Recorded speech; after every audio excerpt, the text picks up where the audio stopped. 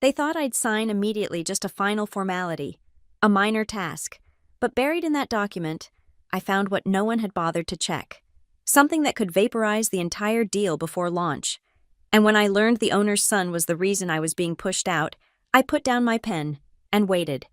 My name is Lauren Parker, and for 12 years, I was the invisible backbone of Linwell Systems. At 38, I'd built every operational process that kept our products compliant, functional, and legally bulletproof. While executives collected bonuses for visionary leadership, I was the one catching errors at 2:30 a.m., rewriting protocols that saved us from lawsuits, ensuring every launch happened without a hitch. I wasn't just good at my job, I was the reason the company hadn't imploded years ago. Then Bryce Hadley walked through our glass doors. 24 years old, fresh out of his third attempt at an MBA, wearing a Patek Philippe that cost more than most employees' annual salaries.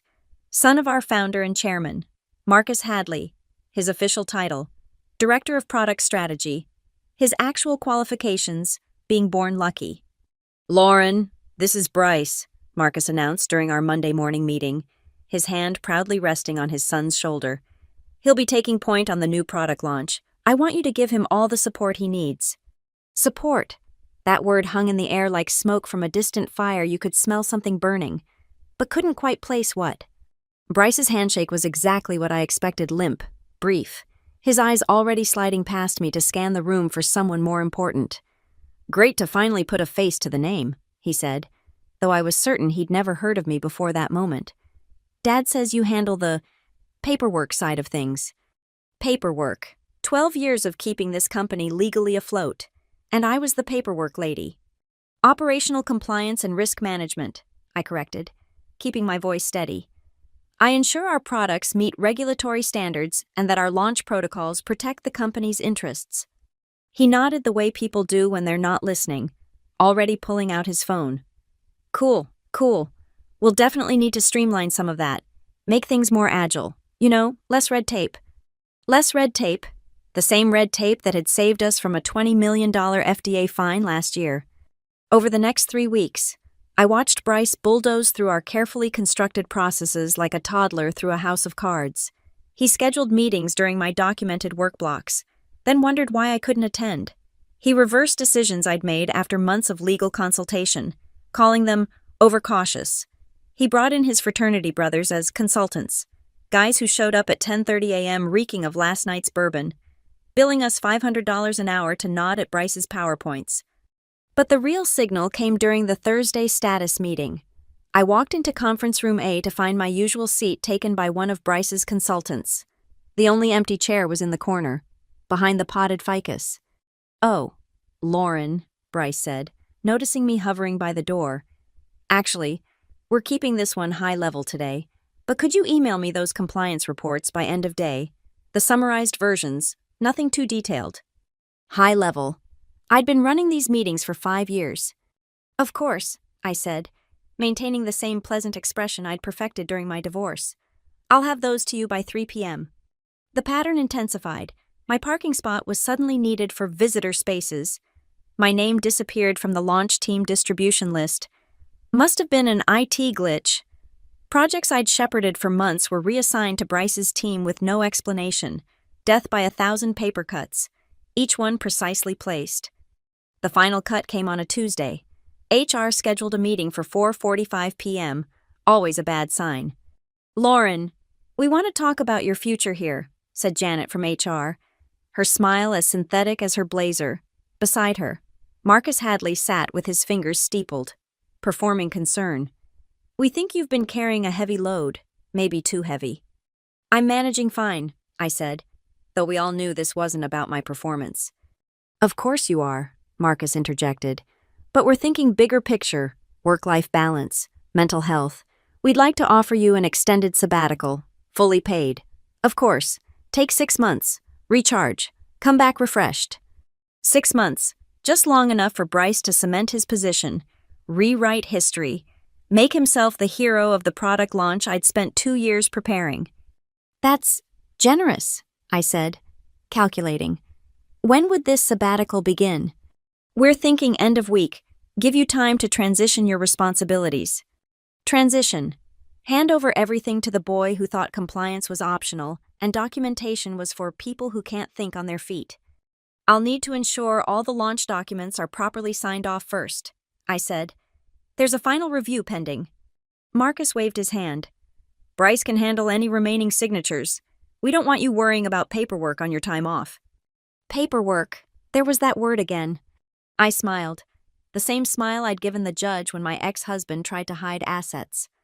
Of course, I'll make sure everything is in order before I go. They thought they were so clever. The aging female executive pushed aside for the golden boy, a story as old as corporate America itself, but they'd made one crucial mistake. They'd forgotten that the paperwork lady was the only one who actually read the paperwork. Friday arrived like a funeral I'd been expecting, my last day. Though they'd framed it as the beginning of my rejuvenating sabbatical, I'd already packed my office 12 years condensed into 3 banker's boxes that security would graciously escort to my car at 5 p.m. sharp. At 4:30 p.m., Bryce's assistant knocked on my doorframe. Ms. Parker, Mr. Hadley needs you to sign off on the final compliance review before you leave. Mr. Hadley, the boy who used to get dropped off at company picnics in a Bentley. She handed me a manila folder, thick with documents. He said it's just a formality. Everything's been approved by legal. Just a formality. Those words should have been printed on red flags. I opened the folder at my desk, running my finger along the familiar paragraphs. Distribution agreements, manufacturing protocols, quality assurance standards, all the meticulous work I'd done over months. My signature would be the final seal, the last blessing before $120 million worth of product hit the market. Then I found it. Page 47, Section 12B. Buried in a wall of legalese about intellectual property transfers, the wording had been changed, where our standard contract specified that all patent rights remained with Linwell Systems in perpetuity and without exception. Someone had inserted a modification, a single clause that created a loophole under exigent circumstances requiring strategic restructuring. Patent ownership could be transferred to designated affiliated entities. Affiliated entities, corporate speak for whatever shell company we create next week. I read it 3 times to be sure, my finger tracing the altered text. This wasn't a typo or a drafting error. The modification was surgical, designed to look like standard boilerplate to anyone skimming through, but I didn't skim. I never skimmed. I flipped to the document properties, last modified Wednesday, 2:14 p.m., by B. Hadley. Of course. I pulled up the original version from my personal backup, the one they didn't know I kept, side by side. The alteration was obvious. Bryce had edited the master document after legal review. Counting on my rubber stamp to legitimize his revision, once signed and submitted, it would be nearly impossible to prove tampering, and when some exigent circumstance conveniently arose in 6 months, the patents for our revolutionary biosensor technology could be quietly transferred to whatever company the Hadley family had waiting in the wings. $120 million product, 15 patents, 5 years of R&D, 1 signature away from being stolen in broad daylight. Bryce's assistant reappeared at 4:45 p.m. Mr. Hadley wanted me to check if you're done. He needs to submit everything to our distribution partners by 5 p.m. I looked up from the documents, my expression carefully neutral. These are quite detailed. I want to give them one final thorough review. She shifted uncomfortably. He specifically said it just needs your signature. Legal already. Legal reviewed a different version, I said, keeping my voice pleasant.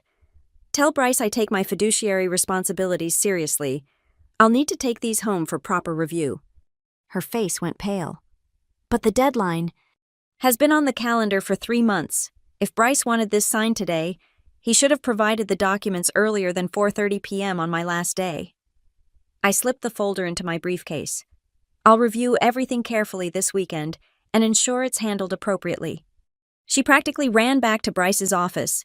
I could hear his voice rising from down the hall, though not the specific words. By 4:50 p.m., he appeared in my doorway himself, trying to project authority despite the flush creeping up his neck. Lauren, I need those documents signed, now. I was already standing, briefcase in hand, boxes stacked on my desk for security to collect. I understand the timeline. Bryce, which is why I'm taking them home to review properly. You'll have my response by Monday. Monday. His voice cracked slightly. The launch sequence starts Monday. Our partners need confirmation by 5 p.m. today or what, I asked, genuinely curious how he'd finish that sentence. He straightened his tie, a nervous gesture I'd noticed in meetings when someone questioned his math. This is unacceptable. I'm calling my father. Please do, I said, moving past him toward the door. Let him know I'm being exceptionally careful with documents that could impact a $120 million launch. I'm sure he'll appreciate my diligence. Security arrived with a cart for my boxes.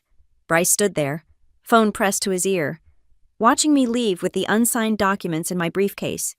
The last thing I heard as the elevator doors closed was him saying, "Dad, we have a problem." No, I thought, adjusting my grip on the briefcase. You have a problem.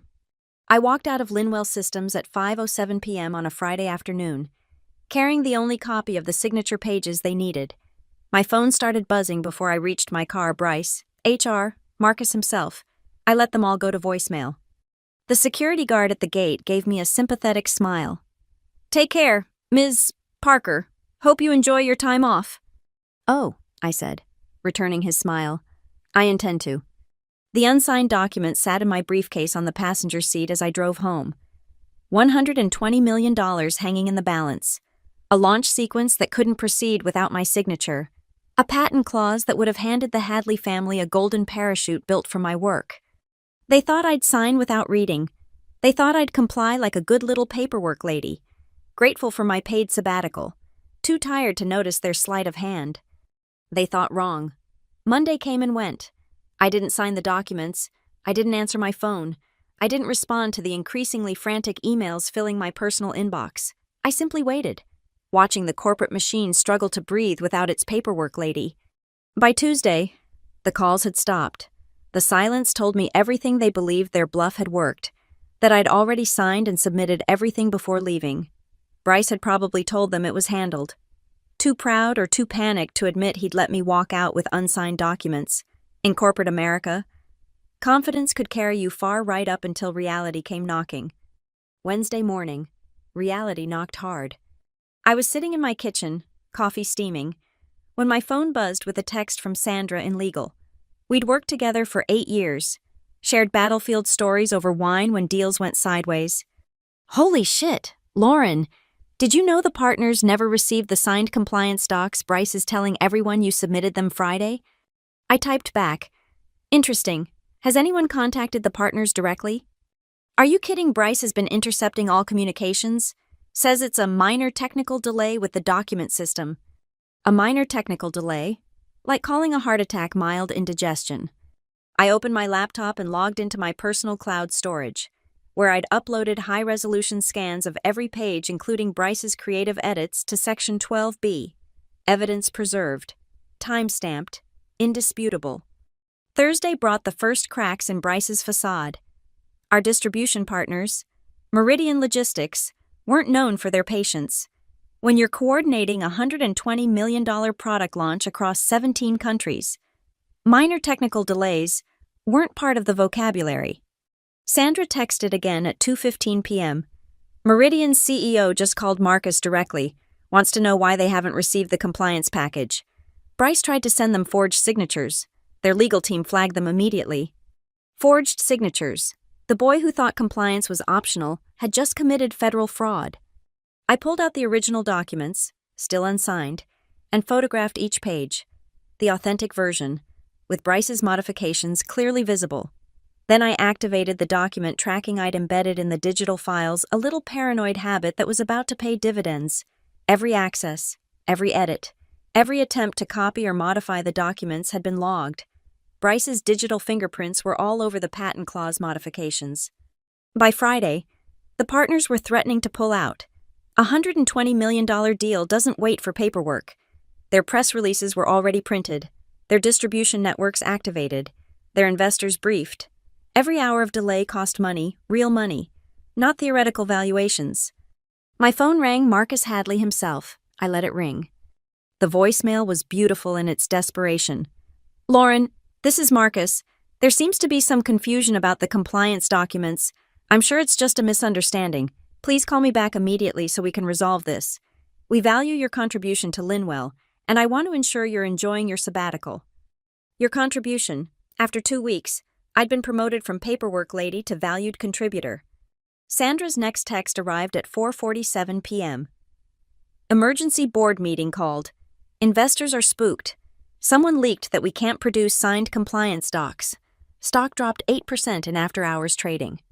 8%, about $50 million in market cap, evaporated like morning mist, all for want of a signature. I opened my laptop again and navigated to the investor relations page. The launch announcement was still live, promising revolutionary biosensor technology to hit markets Monday. The press had picked it up. Tech blogs were buzzing. Pre-orders were stacking up. The higher they flew, the harder they'd fall. That evening, I sat on my deck with a glass of wine, watching the sunset paint the sky in shades of corporate blood orange. My phone buzzed continuously, calls, texts, emails, even a few LinkedIn messages from board members I'd never spoken to. The powerful suddenly remembered my name when they needed something. The most interesting message came from an unknown number. Ms. Parker, this is David Kerr from Meridian Logistics. We've been unable to get straight answers from Linwell about the compliance delay. As the listed compliance officer on previous documents, we're hoping you might clarify the situation. Please contact me at your earliest convenience. The distribution partner, reaching out directly, bypassing Bryce, bypassing Marcus, coming straight to the paperwork lady who'd never let them down before. I screenshotted the message and filed it with the others. Evidence of Linwell's scramble, their desperation, their slow-motion collapse, all because they'd pushed out the one person who actually read what she signed. Sunday arrived with a peculiar email in my inbox, not from Linwell from the SEC. A routine inquiry about unusual trading patterns in Linwell stock the week before the announced launch. Had anyone reached out to me about document irregularities? Was I aware of any internal issues that might affect the launch? The Securities and Exchange Commission, sniffing around the edges of what probably looked like insider trading. After all, who shorts a stock right before a major product launch? Someone who knows the launch won't happen. That's who. I crafted my response carefully, professionally, thoroughly. Yes, I'd been the compliance officer. Yes, I'd been asked to sign documents on my last day. No, I hadn't signed them due to discovering significant alterations that required further review. I'd be happy to provide documentation of these alterations if needed. CC David Kerr at Meridian Logistics, BCC. My lawyer. The fuse was lit. All I had to do now was step back and watch the fireworks. Sunday night, Marcus Hadley called again. This time, I answered. "Lauren," he said, his voice stripped of its usual corporate polish. "We need those documents signed. Name your price." Name your price. From sabbatical to bidding war in 1 week flat. "I don't have a price, Marcus. I have a concern about the altered patent clauses in Section 12B. Perhaps you should ask Bryce about those modifications." The silence stretched like taffy. "What modifications?" he asked finally, and I could hear the genuine confusion in his voice. "Oh, Marcus, you really didn't know what your golden boy was up to, did you?" "Check the document history," I said. "And Marcus, you might want to have that conversation before the markets open tomorrow." I hung up before he could respond. The unsigned documents lay on my coffee table. Patient as a loaded gun. Tomorrow, Linwell Systems would either admit to their investors that the launch was dead, or they'd try to lie their way through another day. Either way, I wouldn't be signing anything. Monday morning arrived like a hurricane making landfall. I woke at 6 a.m. to 17 missed calls and a text from Sandra that simply read, "Turn on CNBC." The headline scrolling across the bottom of the screen, "Linwell Systems delays $120 billion. Product launch. Investors demand answers." The markets hadn't even opened yet, and Linwell was already bleeding. I made coffee and settled in to watch the show. The business anchor looked appropriately grave as she discussed the unexpected complications surrounding Linwell's biosensor launch. The company's official statement was a masterpiece of corporate nothing-speak. Minor administrative delays. Full confidence in resolution. Committed to stakeholder value. My phone rang. David Kerr from Meridian. "Ms. Parker," he said without preamble, I received your email to the SEC. We need to talk. I'm listening. My legal team has been trying to get straight answers from Linwell for a week. All we get is runaround from someone named Bryce Hadley, who seems to think forged documents are acceptable business practice. His voice carried the controlled fury of a man watching millions circle the drain. You were our point of contact for 3 years. You never missed a deadline, never submitted questionable paperwork. So I'm asking directly what the hell is going on. I took a sip of coffee, choosing my words carefully. Mr. Kerr, I'm currently on sabbatical from Linwell. However, I can confirm that I was asked to sign modified documents on my last day of employment, documents that contained alterations to the intellectual property clauses that I believed warranted further review. What kind of alterations? The kind that might allow patent transfers to unspecified affiliated entities under conveniently vague circumstances. He swore creatively. Are you telling me they tried to create a backdoor to steal their own IP? I'm telling you I didn't sign documents that had been materially altered after legal review. What you infer from that is your business. Can you prove these alterations? Every keystroke is documented. Mr. Kerr, digital forensics is a beautiful thing. Another pause. Would you be willing to share that documentation with our legal team? Under appropriate legal protections and with proper chain of custody procedures, absolutely. I'll have our lawyers contact yours within the hour. After we hung up, I checked Linwell's stock price, down 12% in pre-market trading. The investor forums were lighting up with speculation, everything from production failures to accounting fraud. None of them guessed the truth that their golden boy tried to get too clever with a patent clause and got caught by the paperwork lady. At 9:30 a.m., my lawyer called. Lauren, I just got off the phone with Meridian's legal team. They're considering pulling out of the deal entirely unless Linwell can produce properly executed documents by close of business today. They can't, I said simply. I have the only unsigned copies, and the modified versions would never pass Meridian's legal review. They're also discussing potential lawsuits, breach of contract, fraudulent misrepresentation, securities fraud, if they can prove Linwell knew the launch was impossible when they let investors continue trading. Securities fraud, the kind of charge that came with federal investigations and personal liability for executives, the kind that pierced corporate veils and reached into personal assets. Interesting, I said. By the way, did I mention Bryce Hadley attempted to forge my signature? My lawyer made a sound between a laugh and a gasp. Please tell me you have proof. Check your email. I just sent you the document tracking logs showing his attempts to recreate my signature after I left with the unsigned papers. Jesus Christ. Lauren, this is a federal crime. He could go to prison for this. Yes, I said mildly. He could. By noon, the story had evolved. Technical delays had become document irregularities. Some enterprising reporter had connected the dots between my sudden sabbatical and the missing signatures. My LinkedIn profile views had spiked by 3,000%. Then came the call I'd been expecting. Not Marcus, not Bryce, not even HR. It was Richard Steinberg, the lead independent director on Linwell's board. Lauren, he said, his voice careful as a man walking through a minefield. The board has some concerns about the current situation. I imagine you do. We've just learned about potential modifications to the IP transfer clauses in the compliance documents, modifications that appear to have been made without board knowledge or approval. Ah, so Marcus had finally looked at Section 12B. That's concerning, I said, matching his neutral tone. We've also learned that Bryce Hadley may have attempted to circumvent proper signature procedures. Circumvent. Such a polite word for forgery. The board is conducting an emergency review, he continued. We need to understand exactly what happened. Would you be willing to speak with us strictly confidential? Of course.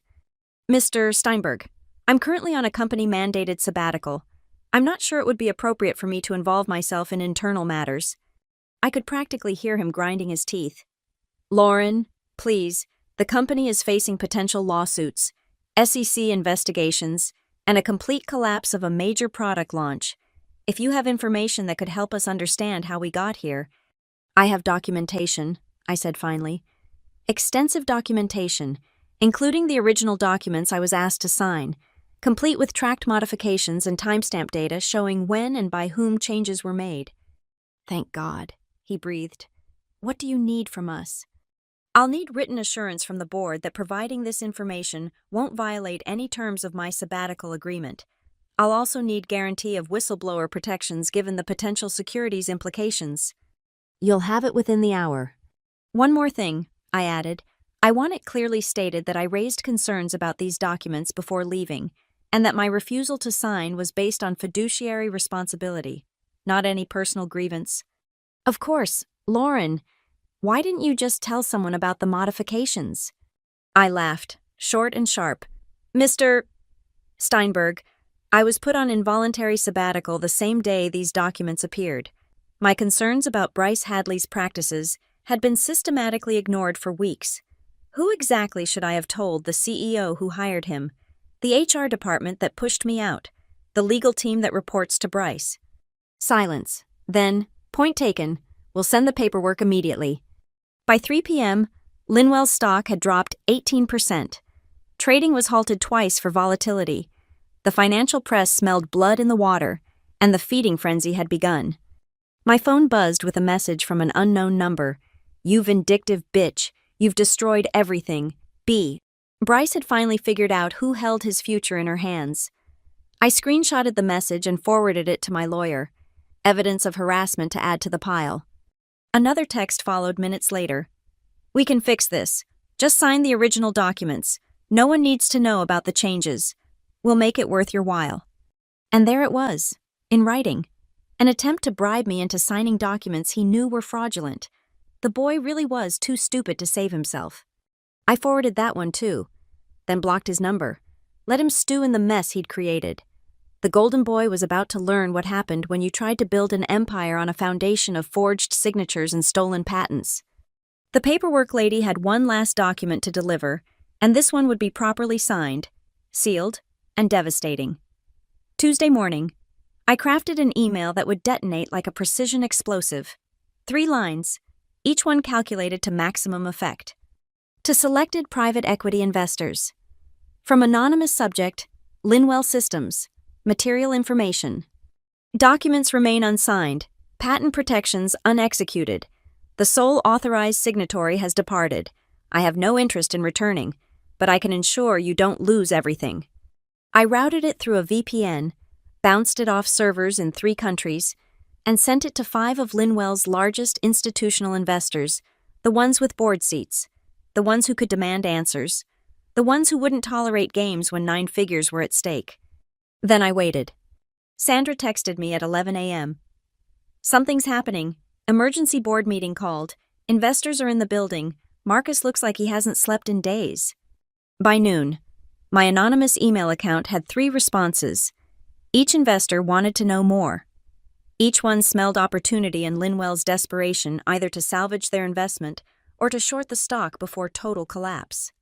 I selected the most interesting response from Blackstone Capital. They held 15% of Linwell, had 2 board seats, and their managing partner, Victoria Ash, was known for taking no prisoners. "We're listening," her email read. "Linwell claims technical delays. We suspect otherwise. If you have material information affecting our investment, we need to discuss terms." Terms, not threats, not legal posturing, just business. I responded, "I possess all original documents, unmodified, with complete audit trail showing attempted IP theft through fraudulent alterations, also evidence of attempted forgery by executive staff. This information could either destroy remaining value or allow reconstruction under new management. Your choice." The response came within minutes. "Name your consulting fee." I smiled. Not a job offer, not a bribe, a consulting fee, clean, legal, and probably more than my annual salary. $200,000 for complete documentation package and sworn affidavit, $300,000 if you need expert testimony and resulting litigation, $500,000 if you want exclusive access before SEC filing. My phone rang immediately. Victoria Ash herself. "Those are ambitious numbers," she said without preamble. "Those are bankruptcy prevention numbers," I countered. "How much does Blackstone stand to lose if Linwell goes under?" Point taken. The documentation, how comprehensive. Every email, every document revision, every timestamp, digital forensics showing who made what changes when, proof that Marcus Hadley's son attempted to create a mechanism to transfer patents worth hundreds of millions to a shell company, evidence of attempted forgery when I refused to sign. Would you like me to continue? Christ. She was quiet for a moment. And you have physical possession of the unsigned documents. The only copies that matter. Without my signature, the entire launch is dead. The partners are already threatening to sue. The SEC is asking questions. And young Mr. Hadley was stupid enough to put his crimes in writing. When can you meet? I'm available whenever your lawyers are ready with appropriate confidentiality agreements and a cashier's check. She laughed, short and sharp. I like you. Should we have hired you instead of investing in Linwell? You couldn't have afforded me, I said. I was keeping that place running for a fraction of my value, but that charity ended when they tried to push me out for the owner's son. 1 hour, she said. Our offices. Bring everything. I gathered my evidence like a general preparing for war. The original documents in a locked briefcase, USB drives with the digital trail, printed screenshots of Bryce's increasingly desperate messages, my laptop with the full email chains showing how I'd been systematically excluded from meetings, removed from projects, pushed toward the door. The security guard at Blackstone's building gave me a visitor badge and a knowing look. Word traveled fast in these circles. The compliance officer who'd brought a unicorn to its knees was becoming legend. Victoria Ash met me in a conference room with floor-to-ceiling windows overlooking the city. She had 2 lawyers with her, their faces carefully neutral. Show us, she said simply. I laid it out like a pathologist performing an autopsy. The original documents, the modified versions, the timestamp data showing Bryce's edits, the attempted forgeries flagged by Meridian Systems, his text messages attempting first to threaten, then to bribe me. This is... One of the lawyers paused, searching for words. This is catastrophic. He didn't just try to steal from investors. He tried to steal from his own company. While forcing out the one person who could have stopped him, Victoria added, studying me. They gave you a sabbatical. You said, 6 months paid leave, fully documented by HR as voluntary, though we all know it wasn't. So you're technically still an employee. For another 5 months and 1 week, she smiled like a shark scenting blood, which means you have a fiduciary duty to protect shareholder interests, which is exactly what I'm doing by refusing to sign fraudulent documents. And by bringing this to our attention, preventing greater losses serves shareholder interests, doesn't it? The lawyers exchanged glances. One of them slid a contract across the table. Consulting agreement, terms as discussed, sign here, and you're officially working to protect Blackstone's investment in Linwell Systems. I read every line. Old habits die hard. Clean, comprehensive, ironclad. I signed with the same pen I'd refused to use on Bryce's forgeries. Victoria stood, extending her hand. Welcome to the team. Now, let's discuss how we're going to handle the board meeting tomorrow. Board meeting. Emergency session. The investors are demanding answers. Marcus is trying to blame communication failures and process breakdowns. He has no idea we know about the patent clause yet. Her smile was predatory. By the way, what would it take to get you to actually sign legitimate documents, assuming we can get them prepared? New management, I said without hesitation. Bryce Hadley gone. Marcus stepped down from operations, and a written apology from both of them acknowledging my termination was improper. That's all? And my consulting fee covers helping you restructure the deal. The product is good. The technology is revolutionary. It's just the management that's rotten. Done. She pulled out her phone. I'm calling an emergency investor caucus. We're going to the board with a unified position, new leadership, or we pull our funding. As I left Blackstone's offices with my check and contract, my phone buzzed with a message from Sandra. Holy shit, Lauren, Blackstone just called for Marcus's resignation. What did you do? I typed back, my job, just not for them anymore. The paperwork lady had just become a queenmaker, and the kingdom was about to change hands. The call started at 6 p.m. Tuesday. Unknown numbers, blocked numbers, numbers I recognized but had no interest in engaging. I let them all go to voicemail while I enjoyed a particularly good Cabernet on my deck. The first voicemail was from Marcus himself. his CEO voice trying to project authority through obvious panic. "Lauren, we need to discuss your recent actions. You're still an employee of Linwell Systems, and sharing confidential information with outside parties